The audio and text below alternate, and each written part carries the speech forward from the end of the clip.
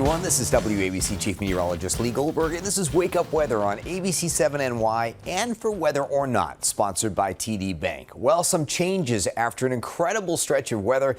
We see more humidity, or we feel more humidity, and we'll see a little bit more cloudiness on your Friday and into your Saturday as well. But still, the weather isn't even all that bad. There's also some minor levels of Canadian wildfire smoke that's been passing through the area. It wasn't as visible on Thursday, but there's some patches that are coming through Friday afternoon and evening. Now, we have some clouds around anyway, but if the clouds are breaking up during the afternoon hours on Friday, you might see that, and then that smoke aloft begins to shift off to the north and east as we go into the weekend, and we have a frontal passage on Saturday evening. So the humidity is higher the next 2 days, so expect some more cloud cover. You'll still have some breaks at times, especially on Friday afternoon. In terms of the weekend, well, we focused in on the timing of the Saturday rain threat. It's the second half of the day into early Saturday evening. It isn't even going to last all evening or night, and we're going to dry out quickly on Sunday. I think you'll wake up to sunshine unless you're well north and east, but it's also a cooler feel and a cool autumn breeze for the second half of the weekend. The extended forecast, another beautiful stretch of weather begins to set up. So even though we have that autumn feel on Sunday, we have some bonus beach weather coming up as we go into next week. Tracking the dew points and the kind of roller coaster of moisture that we're experiencing over the next several days. We're climbing into the 60s with those dew points Friday into the first part of Saturday, or let's say through Saturday late afternoon. So it definitely will feel a little bit more humid. But those dew points, they really crash as we go into Sunday. So we'll be dropping into the refreshing 40s for Sunday and Monday, and then start creeping up a little bit into the middle part of next week. So when we get those 80-degree temperatures back, probably sometime around Tuesday, we'll also have a little bit more humidity, not too uncomfortable. So a little summery weather coming back next week. Look at the futurecast on Friday morning. There's a lot of low-level clouds that are starting to come in. So mostly cloudy skies. It is more humid, so we won't feel as cool as recent mornings. Although you go well north and west, and you'll still need a light jacket as we're in the low to mid-50s. The clouds will be with us, and they may be a little slow to break, which happens this time of year. Sun not as strong, but I do think there will be some breaks in the clouds during the afternoon hours, and a pretty pleasant afternoon. A little bit more humid, and we're in the mid and upper 70s. Here come those clouds again on Friday night into Saturday, and that's because of a front that's approaching from the west. If you have early plans outside on Saturday, I think we're looking good. And by the way, even Friday night plans, we're not dropping into the widespread 50s in many of our suburbs, so it's a milder, pretty comfortable night on your Friday night and into your Saturday morning. The first scattered showers could actually start to show up well north and west by late morning. Most of us should remain dry through the lunch hour. And now we're starting to see showers and even a thunder shower pop up. I would say anytime between maybe 1 in the afternoon, and in New York City, maybe that takes us into the early evening hours, 7 or 8 o'clock at most. Notice showers, maybe even a couple of thunder showers coming through the mid and late afternoon hours could get a couple of heavy downpours. Overall, if we don't see thunder showers, the rainfall total is going to be very light. We could have 1/10 of an inch or less, especially south and east of New York City. I think most of us will average maybe around 1/3 of an inch. And the farther north and west you are, maybe we have a little chance to get over 1/2 an inch of rainfall, especially if you get into a thunder shower. This one particular model, pretty bullish on some amounts that are even over 1/2 inch, but that's kind of the outlier, kind of getting you to the weeds of how we're forecasting and looking at all our forecast tools. You don't take any one model, look at the weather pattern, maybe look at a consensus of something like this and the precipitation amounts. But overall, I think we're probably in that 1/3 of an inch category, and anyone that gets caught in a thunder shower, we're not talking severe, could get a little heavier rainfall total. So just be aware of that in your afternoon and early evening plans in your travel. So that front begins to shift through. So now that that's faster, we should wake up to sunny skies on Sunday. I mean, maybe there are a few patchy clouds off to the north and east, but there is a pretty cool breeze kicking in. So we'll reach maybe 70, 72. We'll have sunshine, patchy clouds, but also a cool breeze. And with the very low humidity, that flavor of the day is kind of 60s.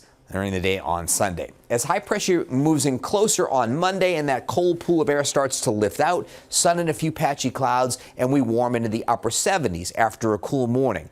On Tuesday, now we're starting to see that warm air mass getting a little closer, the dew points coming up a little bit, closer to 80, feeling a little bit more summery, and that warming trend should continue into the middle of the week. Just looking at the overall steering pattern, a big closed upper low over eastern Canada, and the weekend begins to lift out. We can't get exposed to the real warm air on Monday, but we'll start getting there. And then by Tuesday, Wednesday, and Thursday of next week, we got a chance to get into the 80s. The only thing we'll have to watch into next weekend, even though we have all this ridging going on in the east, is what's our surface flow? Is there high pressure bringing in some Atlantic winds? And also, what's percolating in the tropics? That's something we'll have to watch as well. But overall, the Climate Prediction Center signal beyond that 7-day, looking at another above normal stretch. So our temperatures are trending warmer here as we go into the middle of September, and that's illustrated on that 10-day trend. You can see after we struggle on Sunday, we have a nice stretch here of 80s next week, and even 80 as we go, or near 80, into the following weekend.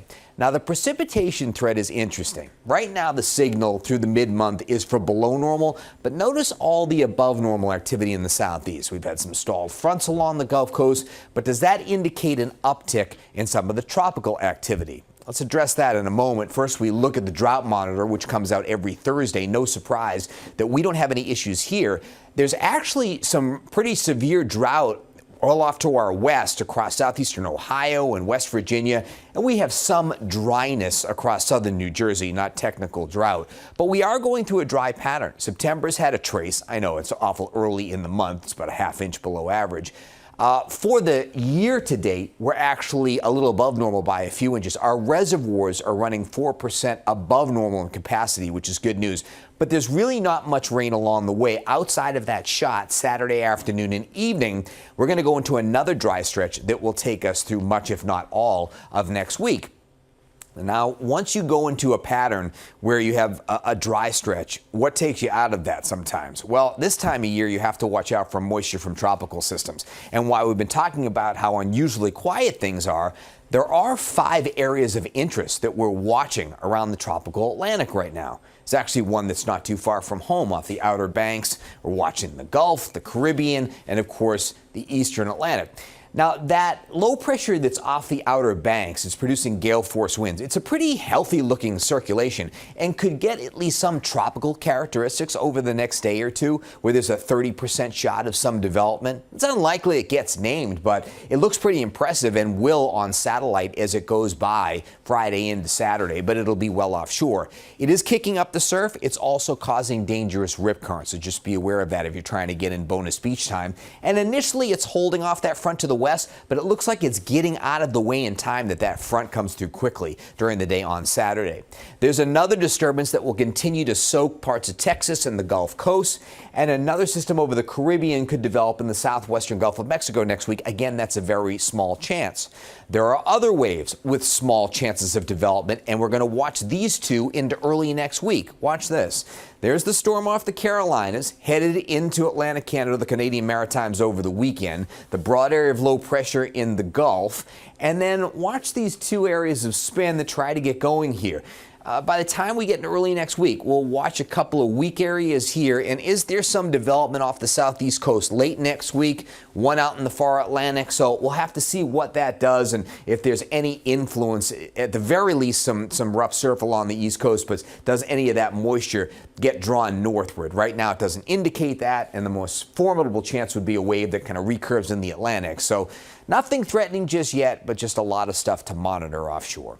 Sea and sand on Friday, a northeasterly wind at 10, waves about 4 feet. So it's choppy. Water temperatures are inviting, but the rip current risk is very high. Of course, there are some beaches that have put lifeguards on for additional weekends, but they may not be there. Just be aware that it can be dangerous to go in the waters. Air quality is good. Pollen count on the medium side. And you see the UV index obviously lower because of a fair amount of cloud cover. 7 in the morning on your Friday. We're still dry, but it's more humid. There's lots of low clouds around, 50s north and west. We'll go up to 76. It's still a pleasant day. It's just not as pristine as we've seen the last few days. More humid, a mostly cloudy start, and then clouds and some intervals of sunshine during the afternoon hours. Your Friday night's not bad. A pair of 6s, a mild night, partly to mostly cloudy and comfortable.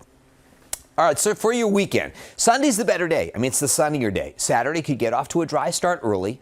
By the time we get into the afternoon and into the early evening hours, there'll be showers, maybe even an isolated thunder shower. That'll end by mid or late evening latest on Saturday. We wake up to sunshine on Sunday, but a cool breeze and much lower humidity. Totally different feel. Saturday's humid, Sunday's refreshing. Monday, after a cool start, you see that low Sunday night in the upper 50s. We'll be in the upper 70s during the afternoon hours. Really nice. Again, low humidity. By Tuesday and Wednesday, we're in the lower 80s. Wednesday, of course, 9/11. It's going to be dry and mild. For any ceremonies or remembrances will be dry and ground zero. Once we get to next Thursday, we're still in the lower 80s, so a nice summery stretch there. That's your AccuWeather forecast. You can always get your AccuWeather forecast information on ABC7 NY. And thanks once again for listening to Weather or Not. We'll see you next time, rain or shine.